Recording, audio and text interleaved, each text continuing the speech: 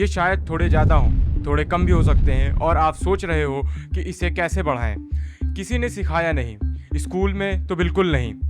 वहाँ सिर्फ ये बताया कि मेहनत करो, पैसे बचाओ, लेकिन उस बचाए हुए पैसे को काम पे कैसे लगाना है ये किसी ने नहीं बताया। मैं खुद उसी सिचुएशन में था। मेरी पहली इंटर्नशिप का स्टिपेंड मुझे केवल 8,000 मिला। फिर मुझे ये नहीं पता था कि मुझे उस 8,000 को कहाँ इन्वेस्ट करना चाहिए, सो मैंने उसे उठाकर बैंक में रख दिया। बस आज इस वीडियो में मैं आपको 6 ऐसी जगह बताऊंगा जहां आप 10,000 रुपए इन्वेस्ट कर सकते हो। शुरू में रिस्क कम होगा और जैसे जैसे आगे बढ़ेंगे रिस्क बढ़ेगा। लेकिन एक बात जरूर याद रखना, जितना ज्यादा रिस्क उतना ज्यादा पोटेंशियल। ये इन्वेस्टिंग का बेसिक रूल है। और हाँ, मैं फाइनेंशियल एडवाइजर नहीं हूँ, ये मेरा एक्सपीरियंस है। चलिए शुरू करते हैं। ये जो पहला ऑप्शन है ये सुनने में सबसे ज्यादा बोरिंग लगेगा आप सभी लोगों को, मैं जानता हूँ, लेकिन प्लीज इस पार्ट को स्किप मत करना। एक सिचुएशन इमेजिन करो, कॉलेज का लास्ट सेमेस्टर है या आपकी पहली जॉब लगी हुई है और अचानक बाइक खराब हो गई या फोन गिर गया या घर पे 5 to 10,000 की सडन जरूरत पड़ गई। उस वक्त क्या करोगे? पेरेंट्स से मांगोगे, वो बहुत ज्यादा ऑकवर्ड लगेगा, या क्रेडिट कार्ड यूज करोगे जिसका इंटरेस्ट 36% पर ईयर तक जाता है। दोनों ऑप्शंस खराब हैं, इसलिए एक इमरजेंसी फंड बनाना बहुत जरूरी है। मतलब एक अलग अकाउंट जिसमें 3 से 6 महीने का खर्च पड़ा हो, सिर्फ इमरजेंसीज के लिए। इसे छूना रेगुलर लाइफ में बिल्कुल नहीं है। अब ये पैसा रेगुलर सेविंग अकाउंट में मत रखना। SBI या PNB 2.7% देते हैं, जो करंट इन्फ्लेशन से नीचे है। मतलब टेक्निकली आपका पैसा घटता हुआ रहेगा।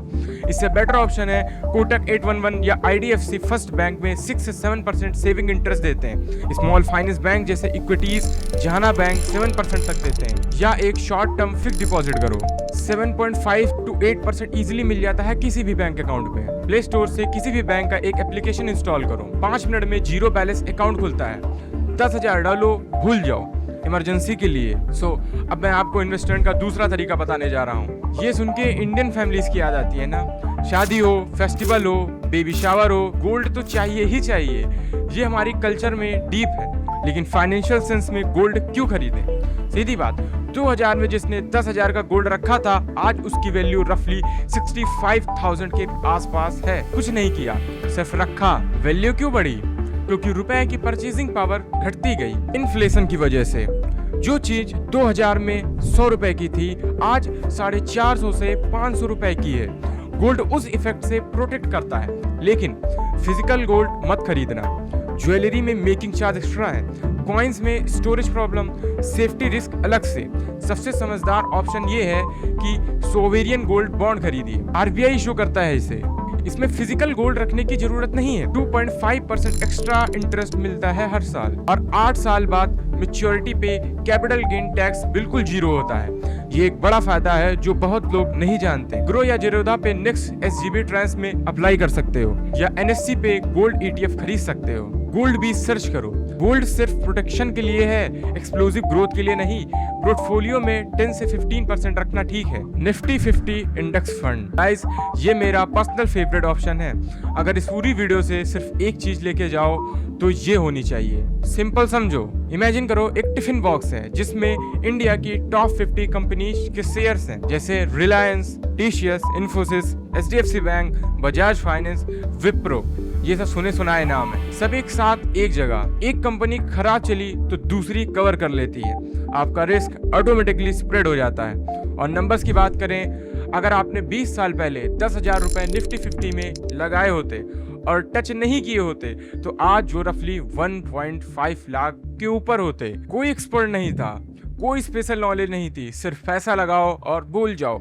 एक और बात, वॉरेन बफेट दुनिया के सबसे सक्सेसफुल इन्वेस्टर, उन्होंने पब्लिकली $1 मिलियन की बेट लगाई थी कि एक simple index fund professionally managed hedge fund से ज्यादा रिटर्न देगा अगले 10 साल में। बट सरप्राइजिंगली वो बेट जीत गए उन लोगों के खिलाफ जिनके पास पूरी टीम थी मार्केट एनालाइज करने की। सोचने वाली बात है ना। मतलब एक नॉर्मल बंदा सिर्फ इंडेक्स फंड से प्रोस को बीट कर सकता है। और शुरू करने के लिए ज्यादा नहीं चाहिए, 500 पर मंथ से SIP स्टार्ट कर दो। सिस्टमैटिक इन्वेस्ट प्लान शुरू कर सकते हो, हर महीने ऑटोमेटिकली इन्वेस्ट होगा। फुल शेयर खरीदने की जरूरत नहीं है। टैक्स बेनिफिट चाहिए तो ELSS म्यूचुअल फंड देखो, सेक्शन 80C के अंडर 1.5 लाख तक टैक्स बचाओगे। डबल फायदा। ग्रो, जेरोदा, बिटकॉइन या पेटीएम मनी पे अकाउंट खोलो, केवाईसी कंप्लीट करो, निफ्टी 50 इंडेक्स फंड ढूंढो और एसआईपी सेट कर दो। सीरियसली बस इतना ही करना है। Investment 4, the real estate. Her Indian का एक सपना जरूर होता है, अपना घर, अपना फ्लैट,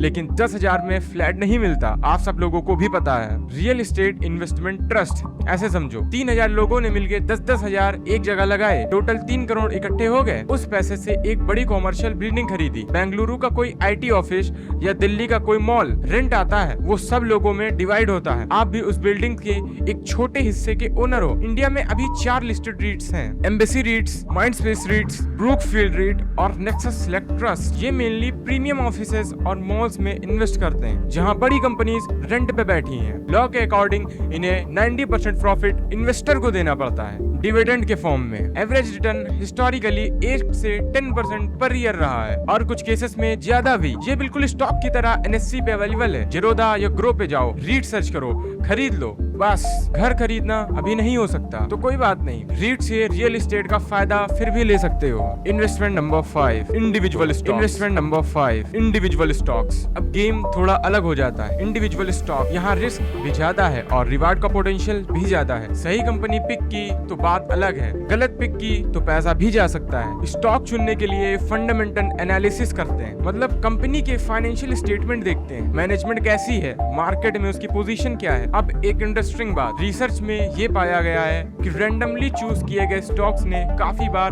प्रोफेशनली मैनेज फंड से बेटर रिटर्न दिए। टाइमिंग और लक इस गेम में सीरियसली मैटर करते हैं। तो मैंने भी सोचा, एक डार्ट बोर्ड बनाया, 20 कंपनीज के नाम निकाले, ब्लाइंड फोल्ड लगाया और मारा डॉट, गया टीसीएस पे। चलो 10,000 टीसीएस में। जीरोधा अप स्टॉक्स या ग्रो पे अकाउंट खोलो, स्टॉक सर्च करो, खरीद लो। लेकिन प्लीज एक गलती मत करना, सारे पैसे एक ही स्टॉक में मत डालना, डाइवर्सिफाई करो और सिर्फ उतना इन्वेस्ट करो जो आप अफोर्ड कर सकते हो लूज करना। समझ गए होगे। Investment 6, crypto currency. इसमें आपका रिस्क 9 आउट ऑफ 10 है। फाइनली सबका फेवरेट, सबका नाइटमेयर, क्रिप्टो।